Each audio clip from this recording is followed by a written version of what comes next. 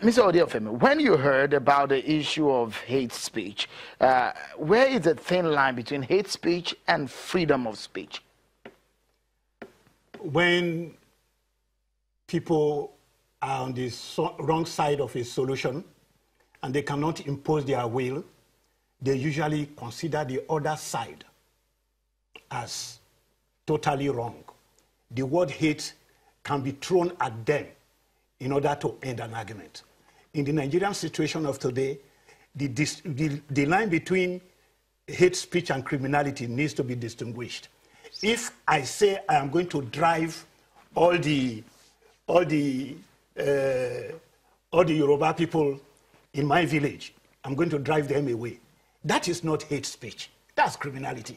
It is against the law. And we need to be very clear what we are talking about. If you say you are going to drive them away, or you have already broken the law. We must make a distinction between those who are breaking the law and those we say are doing hate speech.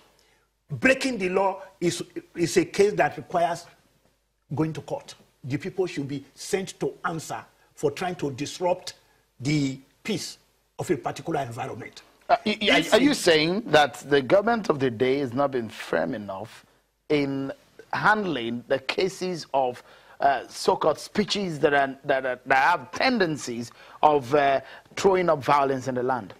The truth is that a man who threatens to take people protected by the Constitution away from domains where they are usually domiciled is already breaking the law.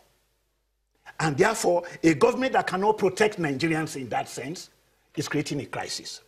If an individual moves into the domain of another ethnic groups and believes that by shooting out a whole village, he can establish his own industry in that village, he's doing what it is said some foreigners are doing. That is to say, if a group of foreigners simply come from Mali and decide that all they need to do to get into Nigeria is take a Kalashnikov, take care of the people in a given village, and then turn the place into a grazing field. If we allow that to happen, we have actually, that is to say, we have openly invited foreigners to take over our country. Right. That again is against the law and against the territorial integrity of Nigeria. Well, how would you then, pardonably now, say the government should handle the issue that have turned out to be hate speech? The vice president said hate speeches are now linked to terror. A threat to do violence to a set of Nigerians unless they move away from where they are normally domiciled.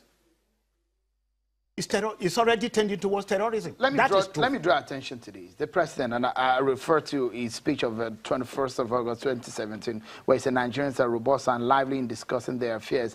It was referring to when he was in the UK, but I was distressed to notice that some of the comments, especially in the social media, have crossed our national red lines by daring to question our collective existence as a nation. This is a step too far. In the real sense, from what the president said, and what happens on social media, are you worried about the recent development? No, I am not. What actually worries me is the inadequate responses that come from the government side. A government that has a program of development snows over all such disputes by crafting positions that canalize energies towards how to get things done. Because no such thing is happening, what looks like mere disagreements between two people begin to look like hate speech. In your right, Mr. Ofemu, give us an example of hate speech. I gave one example already. If I moved into my village and say all the Yorubas in my village must leave by tomorrow, or that's not hate speech. That's already moving towards terrorism. No, you have actually not. You said it's terrorism, but hate speech exactly. If you give an example of a hate speech. There are two examples on the ground. One is the demand by the Arawa youths to clear all Igbos from the north. That is not just hate speech. That is already tending to. Are you saying this terrorism. because you're a southerner? Just hold on. It is not only there that it has happened. The Southeast and the South-South have then responded by issuing the ultimatum to several other Nigerians to move away from wherever they are. Apart from the fact that this is, as I said, this is already tending towards terrorism, it is a very direct assault on the idea of Nigeria as a country. Okay. Mr. Liman in our Abuja studio, I mean, it's a very sensitive issue. Okay, we need to go on a short break. And when we come back, I'll go back to our guests in Abuja. Well, on the issue of our common patrimony and the issue of corruption is another issue that we will take on when we return. Join us again.